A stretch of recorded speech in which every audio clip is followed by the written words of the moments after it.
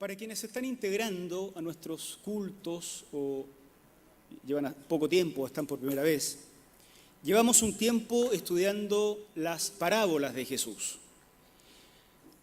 Inicialmente nos concentramos en un grupo de parábolas que hablaban acerca de cómo era el reino de Dios. El reino de los cielos es semejante a. Después iniciamos un periodo de estudio, un grupo de parábolas que hablaban sobre nosotros, sobre cómo debieran ser los que participan en el reino de Dios, los que son del reino de Dios. En ese momento del análisis estamos. Especialmente las parábolas que surgen del Evangelio de Lucas tienen ciertas características especiales. Tal vez se deba a que el tercer evangelio fue dirigido originalmente a un personaje, y esto ya lo mencionamos acá, algunos de ustedes se recordarán, fue dirigido a un personaje que es caracterizado de una forma bien llamativa. Su nombre, Teófilo, pero el tratamiento formal que se le da es el de, ¿se acuerdan? Excelentísimo Teófilo. Lo que es un título normalmente reservado para ciertos gobernantes en el siglo I de la era cristiana, que es la época en que el Evangelio de Lucas se está escribiendo.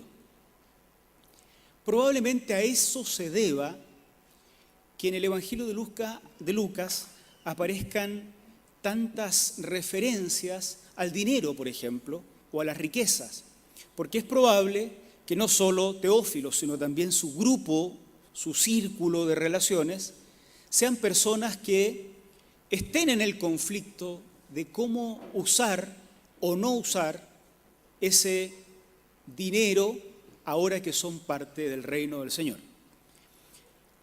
Parece que el Evangelio de Lucas entonces es una especie de, voy a usar esta palabra, de catequesis o de iniciación en los rudimentos de la fe cristiana para este gobernante convertido probablemente al cristianismo hacía poco tiempo. Entonces a Teófilo y a la casa de Teófilo, a quienes se relacionan con él, se les narran todos los acontecimientos de la vida de Jesús, tal como el escritor del tercer evangelio, a quien llamamos Lucas, los ha seleccionado. Nosotros vamos a concentrarnos hoy en Lucas, capítulo 12, versículos 13 al 21. Le dijo uno de la multitud: Maestro, di a mi hermano que parta conmigo la herencia. Pero él les dijo: Hombre, ¿quién me ha puesto sobre vosotros como juez o partidor? Y les dijo: Mirad, guardaos de toda avaricia, porque la vida del hombre no consiste en la abundancia de los bienes que posee.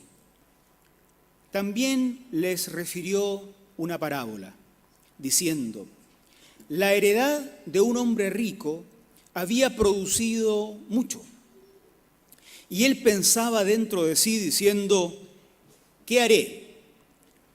Porque no tengo dónde guardar mis frutos. Y dijo: esto haré, derribaré mis graneros, los edificaré más grandes, y allí guardaré todos mis frutos y mis bienes. Y diré a mi alma: alma, muchos bienes tienes guardados para muchos años. Descansa, come, bebe, regocíjate. Pero Dios le dijo: necio, esta noche vienen a pedirte tu alma, y lo que has guardado, ¿de quién será? Así es el que hace para sí tesoro y no es rico para con Dios. Una de las causas más frecuentes por la que muchas personas se alejan del Señor en algún momento de la vida es porque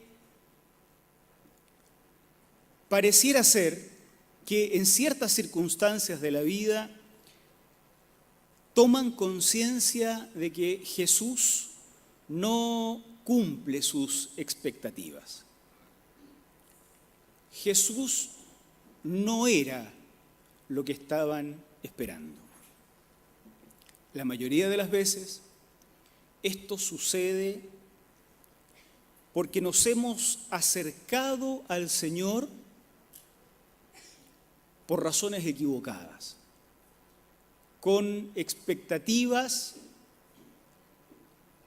inadecuadas, esperando que Jesús cumpla lo que nunca prometió, que haga aquello con lo que nunca se comprometió a hacer.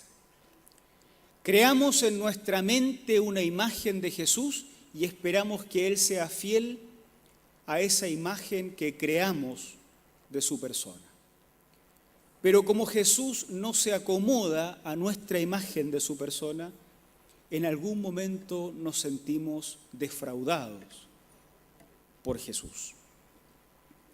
La Biblia está llena de advertencias sobre pensar bien lo que significa seguir a Jesús, para que no pase que invirtamos la vida y los sueños, la fuerza, la energía, los recursos, y a medio camino retrocedamos y dejemos de lado al Señor.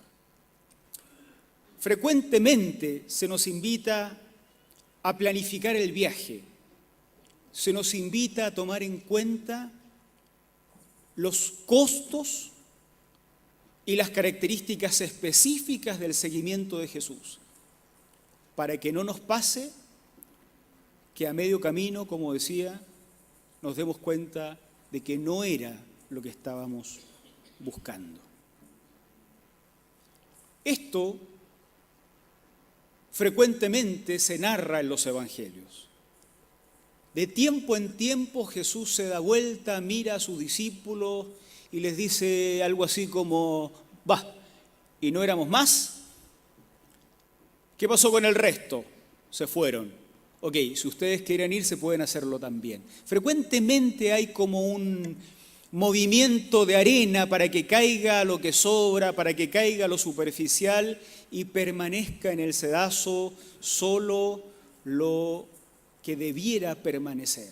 Jesús no tiene problemas con las multitudes o con los grupos pequeños. Para Él parece que son los corazones de las personas los que realmente importan.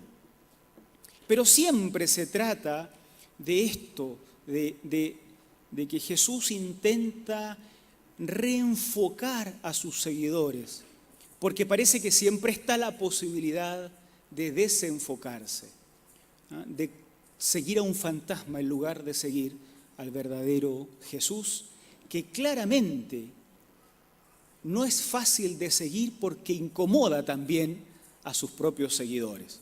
Los seguidores de Jesús sienten permanentemente que tienen que dar explicaciones por su maestro, ya lo hemos visto en algunas parábolas. La parábola que hoy analizaremos representa uno de esos momentos en los que el Señor aclara de qué se trata su seguimiento. Y yo quisiera proponerles para la lectura de esta parábola estructurarla con base en 3 frases que se presentan acá, que me parece que son demoledoras para todos aquellos que creían estar siguiendo a Jesús por las razones correctas y estaban equivocados. Pero son demoledoras no en un sentido destructivo, sino que son demoledoras en un sentido constructivo. Digamos, destruye algo para construir algo mejor.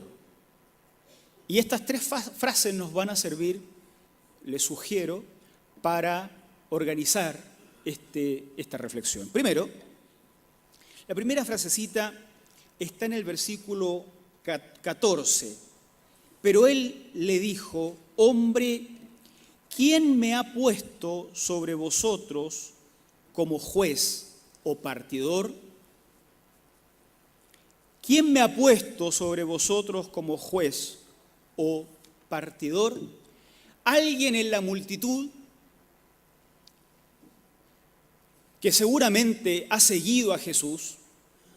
No sabemos qué tan atractivo o didáctico era el discurso de Jesús, pero sí lo que decía causaba interés y la gente lo seguía. Alguien de esa multitud levanta la voz, se acerca a él y le dice, con un tratamiento también formal y característico, maestro. Maestro no es un título que se le da a cualquiera que enseñe. Maestro es el reconocimiento de autoridad para hacer lo que hacían los maestros en el siglo I. No a cualquiera se le dice maestro y no cualquiera se hace maestro. Más aún, no cualquiera es autorizado a tener discípulos. Pero entonces a Jesús se le reconoce esta característica, por lo menos la persona que hace la pregunta le reconoce esta característica, se acerca a él y le dice, maestro, di a mi hermano que parta conmigo la herencia. Uno puede pensar, ¿por qué le dice al maestro que parta, que intervenga en esta polémica entre hermanos? Bueno, es así porque en el pensamiento judío y en el mundo judío del siglo I después de Cristo, y ya en realidad desde mucho antes, se habían dado instrucciones para que ciertos conflictos legales sean resueltos por los sabios de Israel. El Pentateuco, los primeros 5 libros de la Biblia, están llenos de instrucciones respecto de que frente a ciertas polémicas que se armaban de cualquier tipo, por ejemplo, incluso la determinación de la sanidad o no sanidad de una determinada persona, cuando había duda de aquello, debía ser consultado a alguno de los sabios de Israel, a sus maestros. Pero especialmente en estos casos legales y de herencia, claro que sí, cuando habían conflictos eran los maestros de Israel, los sabios de Israel, los que tenían que dirimir. Por lo tanto, lo que esa persona está pidiendo a Jesús no es algo equivocado o no sería algo equivocado si Jesús fuera un maestro como los de su tiempo. La respuesta de Jesús es casi desesperanzadora, para decir una palabra. Demoledora, es muy fuerte y es así. Jesús le responde al muchacho, ya nos imaginamos que es un muchacho porque quiere que el maestro intervenga en su polémica con el hermano respecto de la herencia. Jesús responde, ¿y a mí quién me puso para andar resolviendo estas cuestiones? Si ustedes me permiten parafrasear, es como si Jesús dijera, ¿y a mí qué me importa este temita que me estás planteando? ¿Qué tengo yo que ver con este orden de cosas?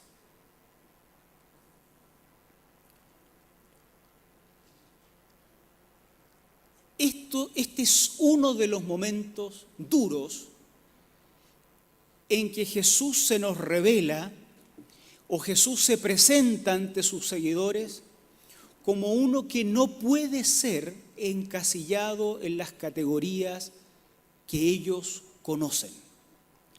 A lo largo de la historia, cada vez que hemos intentado entender a Jesús, hemos intentado entenderlo en las categorías que nosotros conocemos. Eso es lógico. A Dios le decimos pastor, porque no conocemos cómo es Dios, pero sí conocemos cómo son los pastores.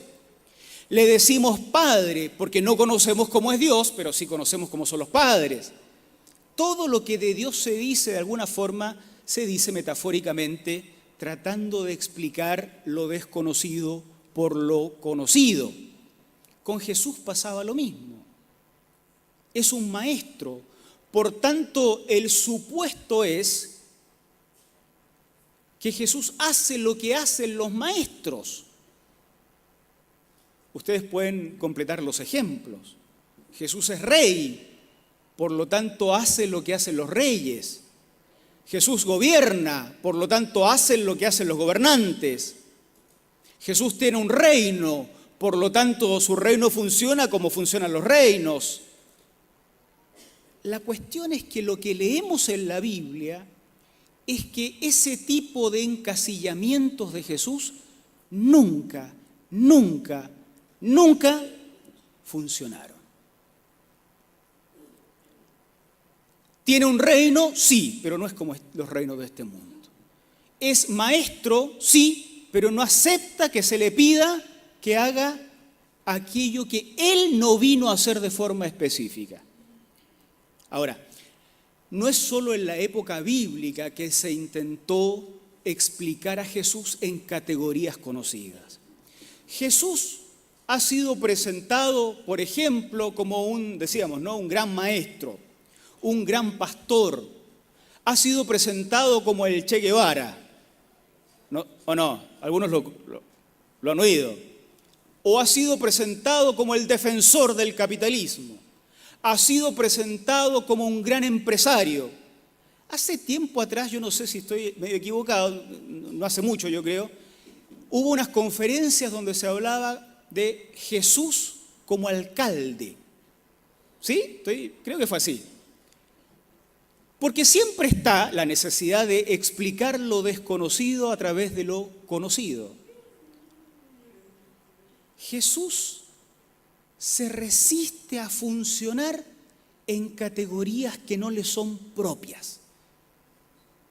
Si estuviéramos escuchando al Jesús histórico, digamos, al Jesús real caminando entre nosotros y le dijéramos, Jesús, ¿cómo debiera funcionar el agua potable en la ciudad? Bajo la lógica de que Jesús funciona como alcalde o algo por el estilo, nos miraría un poco extrañado y diría, ¿y a ustedes quién les dijo que yo estoy para hacer estas cuestiones?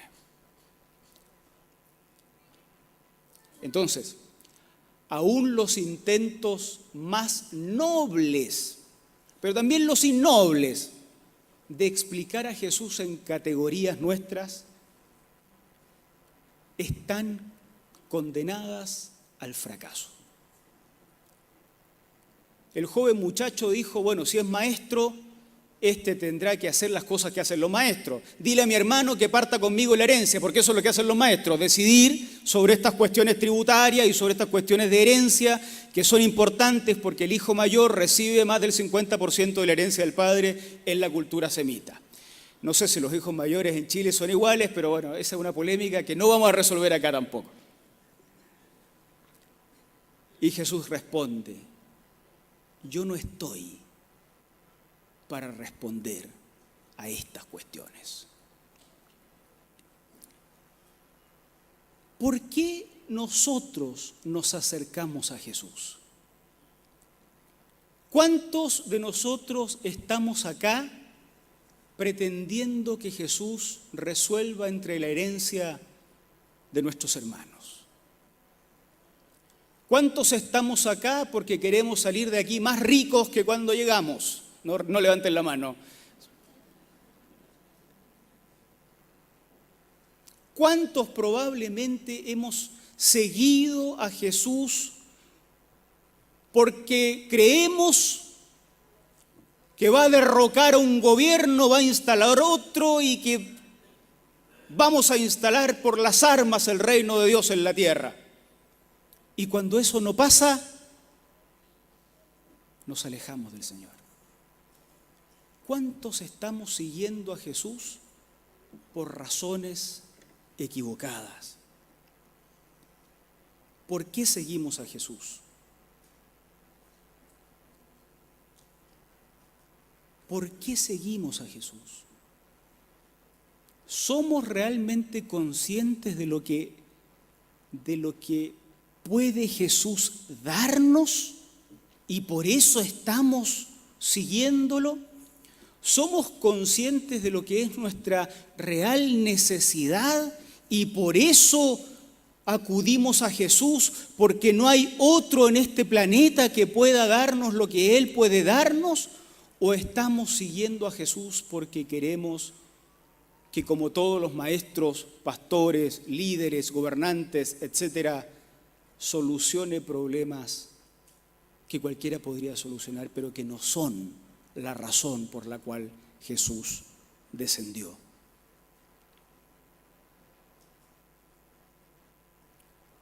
No nos olvidemos de que no son los sanos los que tienen necesidad de médico, hermanos. Son los enfermos. Quienes vamos a pedir la intervención de Cristo en nuestro favor, debemos ser quienes nos reconocemos carenciados de Cristo, enfermos de Cristo, muertos.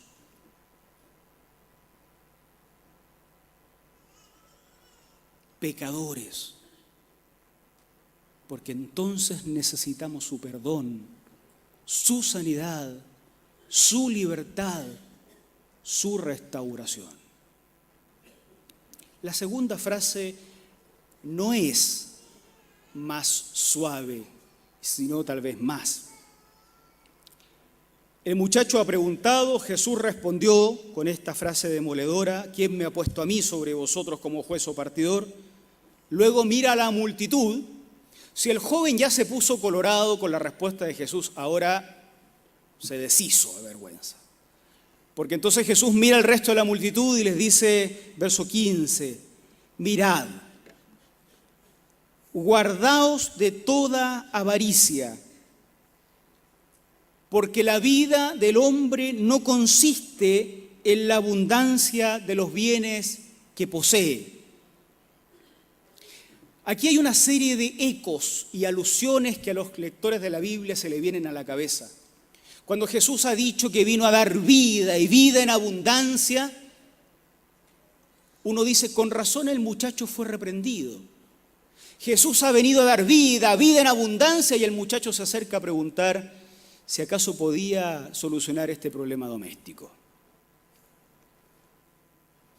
Tienes la oportunidad de recibir del Señor lo que va a cambiar tu vida para siempre.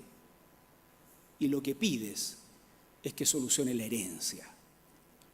Y entonces Jesús dice, la vida, tal vez se refiere a la que Él viene a dar, la vida de verdad del ser humano, del hombre, dice Él, pero debe leerse hombre y mujer. La vida del ser humano no consiste en la cantidad de bienes que se posee.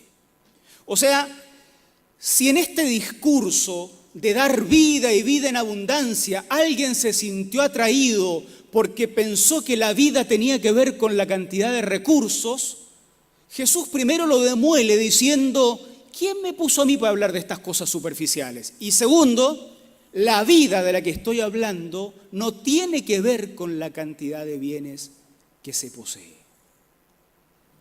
Y entonces les cuenta una parábola. Pocos relatos bíblicos tienen la parábola tan bien puesta dentro de la historia como para que nosotros la entendamos. La parábola ilustra lo que acaba de decir Jesús. Y les cuenta la historia, por si alguien no entendió bien lo que quiso decir Jesús cuando dijo, la vida no consiste en la abundancia de bienes. Y yo, que soy dador de vida, no estoy disponible para resolver aquello que no tiene que ver con la verdadera vida. Ese es un poco el discurso de Jesús. Pero si alguien no lo entendió, les cuenta una parábola, por si alguien no entendió. La heredad de un hombre rico había producido mucho. Verso 16. Y él pensaba dentro de sí, diciendo, ¿qué haré?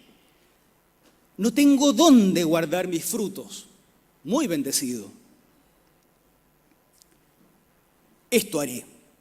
Derribaré mis graneros, los edificaré más grandes, allí guardaré todos mis frutos y mis bienes, y luego diré a mi alma, alma, muchos bienes tienes guardados para muchos años, descansa, come, bebe, regocíjate.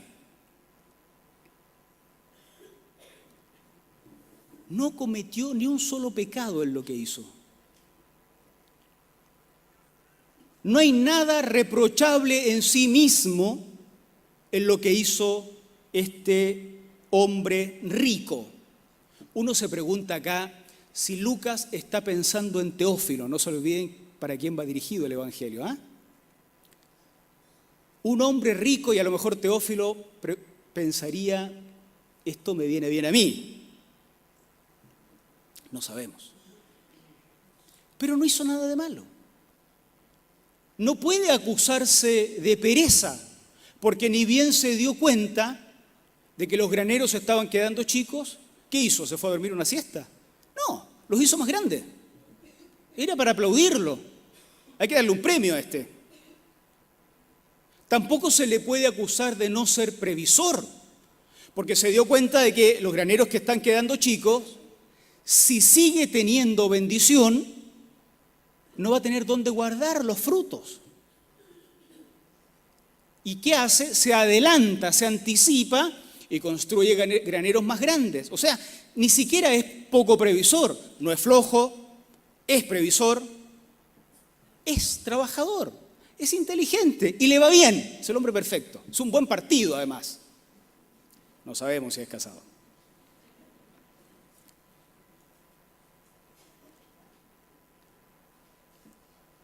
Pero entonces Dios le dice necio.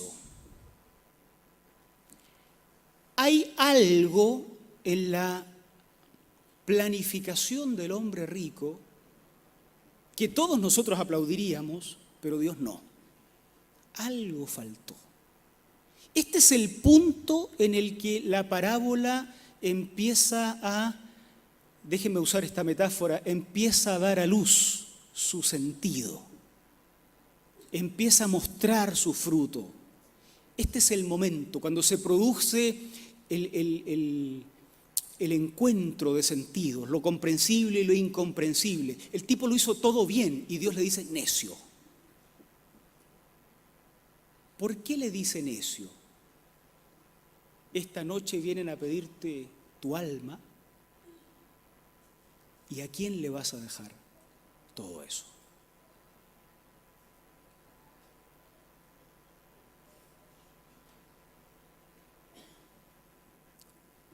La necedad del hombre rico no consistía en su falta de estrategia financiera, no consistía en su pereza para trabajar, no consistía en ser poco previsor, sino en no tomar en cuenta, dentro de su esquema de planificación, el elemento eterno,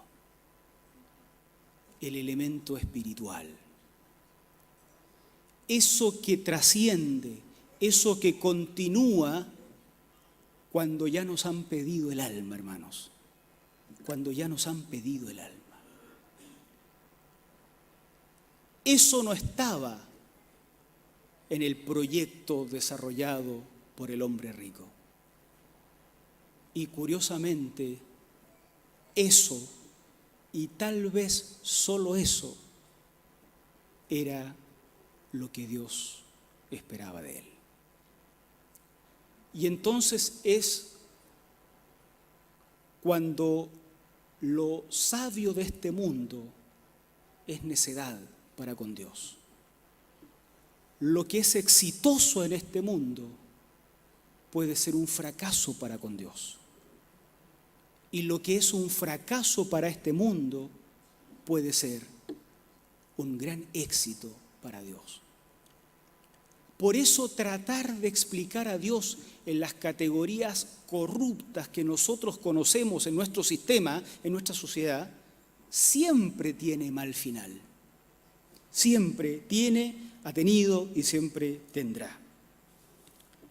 La última frase viene a ser la aplicación de la parábola para ellos y para todos nosotros, en el versículo 21.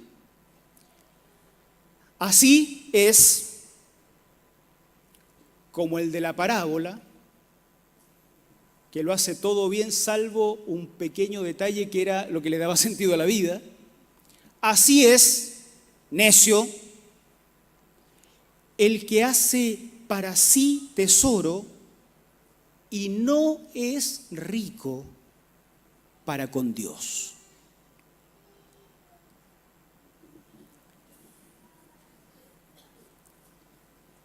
Es posible, ténganme la paciencia para poner todos los ejemplos posibles acá, es posible ser rico y tener tesoro en el cielo. Ser rico acá y ser rico para con Dios. Es posible ser rico acá y ser pobre para con Dios. Es posible ser pobre acá y ser rico para con Dios. Y es posible ser pobre acá y también ser pobre para con Dios. La necedad siempre tiene que ver con nuestro estado financiero, digámoslo así metafóricamente, para con Dios. La necedad tiene que ver con ser pobres para con Dios, sin importar cuán rico o pobre seas para los humanos. Si esto lo estaba escuchando Teófilo o no, no lo sabemos. Pero uno puede imaginar lo que pasó por la cabeza del gobernante, que es un creyente recién convertido y habrá leído, o alguien le habrá leído, que el joven carpintero de Nazaret enseñaba este tipo de cosas en ese rincón perdido del mundo. Que no importa cuánto poder tenga en la tierra, si no es rico para con Dios, el excelentísimo Teófilo se convierte en el necio Teófilo. Pero si es rico para con Dios, aunque no tenga nada de excelentísimo,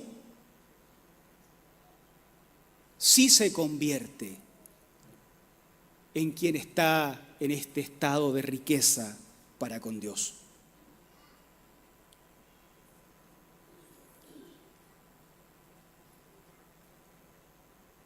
Como el muchacho o el hombre de la parábola, el hombre rico de la parábola, es todo aquel que planifica su vida en la dirección equivocada.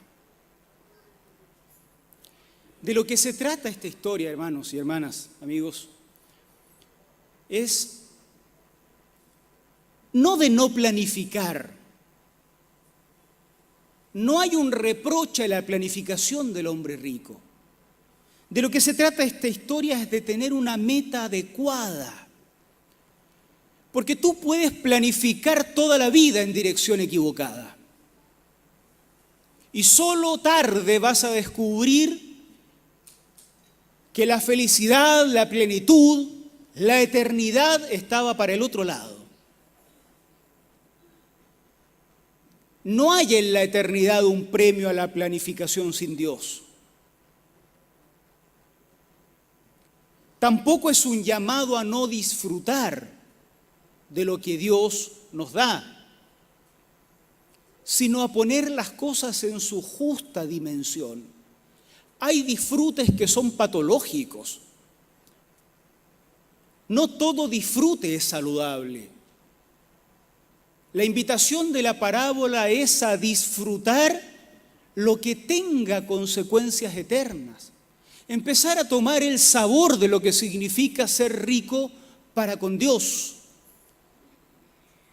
Nosotros, cual más, cual menos, tendemos a perder también ese objetivo, esa meta. Alguien ha dicho, ¿y para qué hacer un presupuesto? ¿Y para qué planificar tanto si tengo tan poca plata? Bueno, mientras menos plata tenemos, yo digo que hay que planificarla mejor, digamos. Mejor debieran ser los presupuestos con menos plata. Pero también si tienes mucha. La cuestión no está en eso, sino está en que cuando planifiques tu futuro, tengas sentado en el trono de toda esa planificación lo que tiene dimensiones eternas, lo que dura para siempre, y no convirtamos nuestros sueños, nuestro trabajo, nuestro anhelo, nuestra vida en un carbón que se va desgastando al servicio de sueños que tienen una fecha de cumplimiento cercana. El horizonte que nos propone el Señor es un horizonte muy lejano, el de la eternidad. Pero nosotros muchas veces gastamos la vida entera en una planificación tan lejana como nuestra nariz, muy cercana en realidad. La conversación del almuerzo, la del cafecito después del almuerzo, con el kuchen de frambuesa, los sureños, se convierte en soñar lo material.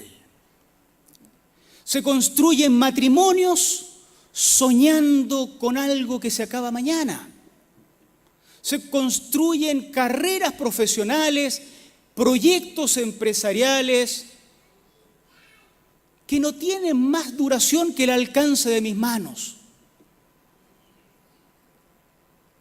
La invitación del Señor es hacer todo eso, planificar el matrimonio, los noviazgos, los pololeos, las amistades, la familia, las universidades, las carreras, las empresas, incorporando el elemento que no se destruye en esta vida, el elemento eterno, el elemento espiritual. Hay una edad en la que uno empieza a pensar que no queda mucho. Yo creo que estoy en esa edad, ¿no? Cuando uno empieza a decir, ya pasaron su buena cantidad de años, queda poco, no tiene que llegar uno a una edad para mirar para atrás y decir, no construí para lo eterno. No soñé con lo espiritual. Mis desvelos no tenían que ver con cosas que tengan sentido profundo, sino solo con cosas espirituales. Malgasté conversaciones con mi esposa, con mis hijos, con mis amigos y amigas. Malgasté sueños en cuestiones que se destruyen por un accidente de tránsito eventualmente. Por eso Dios le llama al hombre rico necio. Necio. Todos somos un poquito necios. Cuando hacemos familia, cuando hacemos vida, no está en nuestras manos completamente, pero cuando hacemos ciudadanía con alcance muy menor, cuando nos educamos soñando simplemente con un sueldo de fin de mes o soñando con un auto nuevo, todas, una casa o lo que fuere, todas cosas que tienen su importancia en esta vida y que sin embargo es tan fácil de destruir. La invitación de la parábola no es entonces a quemarlo todo e irse a vivir a un monte.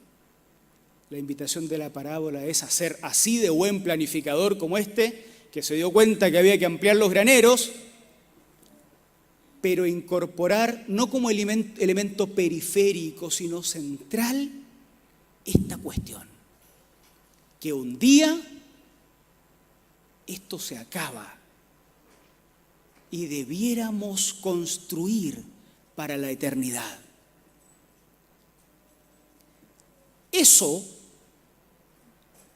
Esa puerta abierta hacia la eternidad, que no es un llamado a abandonar y a escapar del presente, por supuesto, pero esa puerta abierta hacia lo eterno y hacia lo espiritual es algo que solo Jesucristo puede darnos. Por eso, cuando está parado Jesús frente a esa multitud y aparece el genio que pregunta por la herencia del hermano, Jesús dice: ¿y a mí quién me puso para responder estas cosas? Si hay cosas realmente relevantes que nadie más puede resolver, y este no me las pregunta. Probablemente después de esa respuesta, ese muchacho dejó de seguir a Jesús, porque lo que él quería era un maestro que partiera la herencia, y no quien construyera para la vida eterna. Yo les comentábamos algún día que hay 31 proverbios. Del día 23, yo suelo leer un proverbio diario.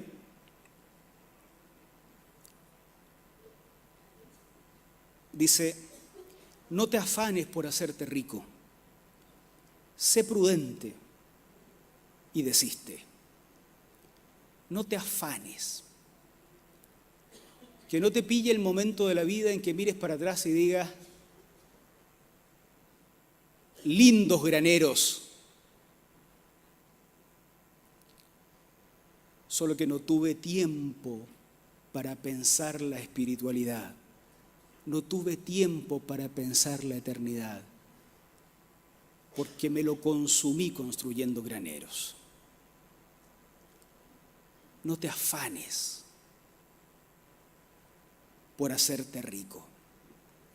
Sé prudente, desiste. ¿Has de poner tus ojos en las riquezas siendo ningunas? Porque se harán alas como alas de águila. ¿Han visto los dibujos animados?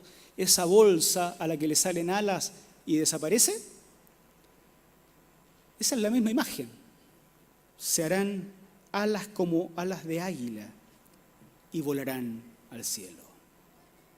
Hay cosas que se destruyen, hay cosas que desaparecen, hay cosas que no se destruyen y que no desaparecen.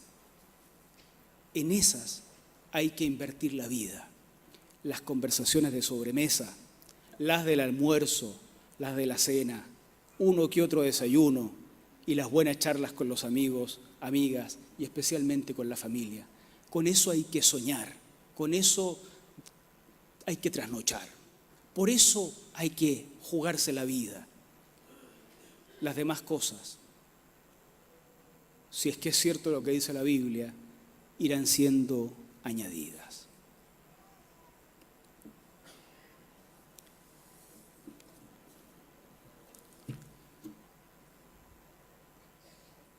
Repitamos sencillamente unas últimas cositas de las que acabamos de resumir acá. No es un llamado a no planificar, sino a tener la meta adecuada. Que el esfuerzo no sea en vano. No sea que cavemos un gran túnel y después descubramos que era para el otro lado el túnel. No, hagamos el esfuerzo en la dirección correcta. Eso que tiene también dimensiones eternas. No es un llamado a no disfrutar, sino poner las cosas en su justa dimensión. Que el disfrute sea lo realmente, o aquello que realmente nos sustenta. Y, finalmente, esto puede resumirse diciendo que esto es un llamado a poner a Jesús en el lugar correcto. Jesús no es un guerrillero de los 50 o 60. Jesús tampoco es un alcalde. no es un empresario, no es un pastor al estilo de los de hoy, como nosotros. No es un presidente, no es un rey como los que nosotros conocemos. Y su reino tampoco funciona en las categorías de nuestros reinos. Jesús es el Hijo de Dios. Por eso lo que tiene para darnos no lo puede dar nadie más en este mundo. Si usted ve a Jesús pasar por ahí, agárrelo, no deje que se vaya y no lo suelte nunca más en la vida, porque con dinero, porque con carencias absolutas, con grandes riquezas o miserias, si usted tiene a Jesús, lo tiene todo. Pero si no tiene a Jesús, aunque acá lo tenga todo, es pobre, pobre, y ante Dios, en esas condiciones, somos necios. Que Dios nos bendiga y nos ayude a no ser necios, a ser victoriosos. Gloria al Señor, gloria al Señor.